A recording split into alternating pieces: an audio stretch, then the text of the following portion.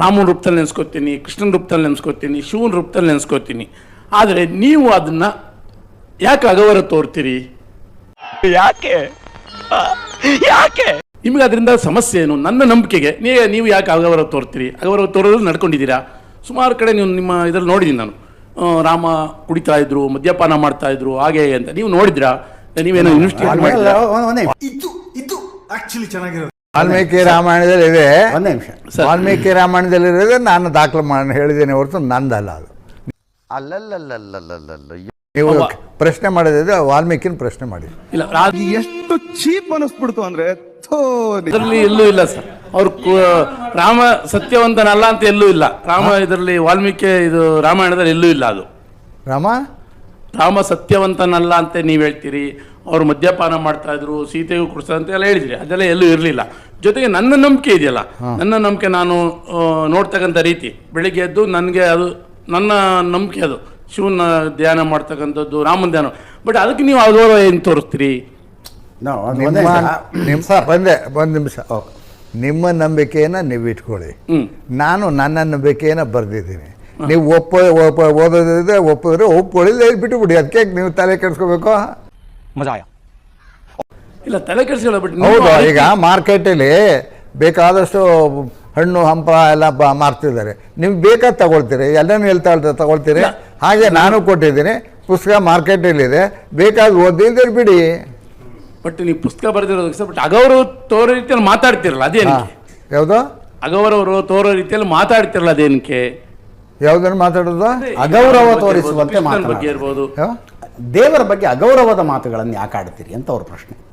ನಾನು ದೇವ್ರ ಬಗ್ಗೆ, ಅದೇ ದೇವರು ಅಂದರೆ ಬೆಳಕು, ಬೆಳಕಿಲ್ಲದ ಬಗ್ಗೆ ನಾನು ವಿರೋಧ ಮಾಡಿದ್ದೇನೆ. ಕತ್ತಲೆಯನ್ನು ನಾನು ವಿರೋಧ ಮಾಡಿದ್ದೇನೆ. ಬೆಳಕು ಅಂದರೆ ಯಾವುದೋ?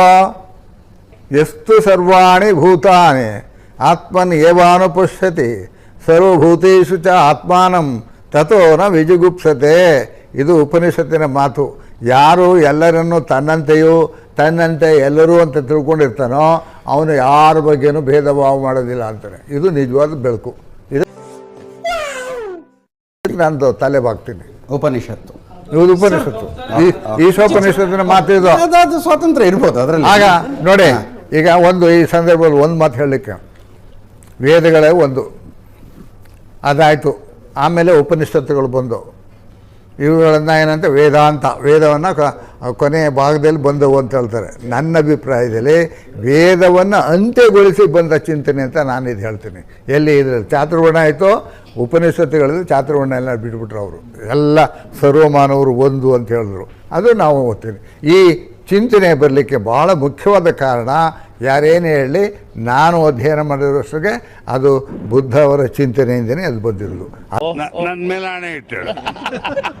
ಅದಕ್ಕೆ ಮೊದಲು ಇದು ಯಾವುದು ಅಂದ್ರೆ ನೀವು ಉಪನಿಷತ್ತುಗಳ ರಚನೆ ಭಗವಾನ್ ಬುದ್ಧರ ನಂತರ 6ನೇ ಶತಮಾನ ನಂತರ ಆಯ್ತು. ಕ್ರಿಸ್ತಪೂರ್ವ 6ನೇ ಶತಮಾನ ಅದಾದ್ಮೇಲೆ ಬಂದಿರೋದು ಉಪನಿಷತ್ತುಗಳ ರಚನೆ. ಯಾಕೆ ಅಂತಂದ್ರೆ, ನೀವು ಬೃಹದಾರಣ್ಯಕ ಉಪನಿಷತ್ತು ಮತ್ತು ಛಾಂದೋಗ್ಯ ಉಪನಿಷತ್ತು ಎರಡನ್ನೂ ಓದಿದ್ರೆ ಅಲ್ಲಿ ಅವನು ಸ್ಪಷ್ಟವಾಗಿ ಹೇಳ್ತಾನೆ, ಈ ಜ್ಞಾನ ಇದುವರೆಗೂ ಯಾವ ಬ್ರಾಹ್ಮಣನಲ್ಲಿಯೂ ಇರಲಿಲ್ಲ. ಈ ಜ್ಞಾನ ಇದ್ದುದು ಕ್ಷತ್ರಿಯನಲ್ಲಿ ಅಂತಾನೆ. ಆ ಕ್ಷತ್ರಿಯ ಒಬ್ಬ ಬುದ್ಧ, ಇನ್ನೊಬ್ಬ ಕ್ಷತ್ರಿಯ ಜೈನ ಮಹಾವೀರ ತೀಂಕರ. ಇವ್ರು ಬಿಟ್ಟರೆ ಯಾವುದೂ ಇಲ್ಲ. ಅದು ಆ ಎರಡು ಉಪನಿಷತ್ತುಗಳು ಭಾಳ ಸ್ಪಷ್ಟವಾಗಿ ಹೇಳಿದ್ದಾರೆ. ಇದನ್ನು ನಾನು ಲೇಖನದಲ್ಲಿ ಉಲ್ಲೇಖ ಮಾಡಿದ್ದೀನಿ. ದಯವಿಟ್ಟು ಆಸಕ್ತರು ನೋಡ್ಬೋದು. ಓಕೆ, ಭಗವಾನ್ ಹೇಳೋದು ಕ್ರಿಸ್ತಪೂರ್ವ 6ನೇ ಶತಮಾನದ ನಂತರ ಉಪನಿಷತ್ತುಗಳ ರಚನೆ ಆದವು.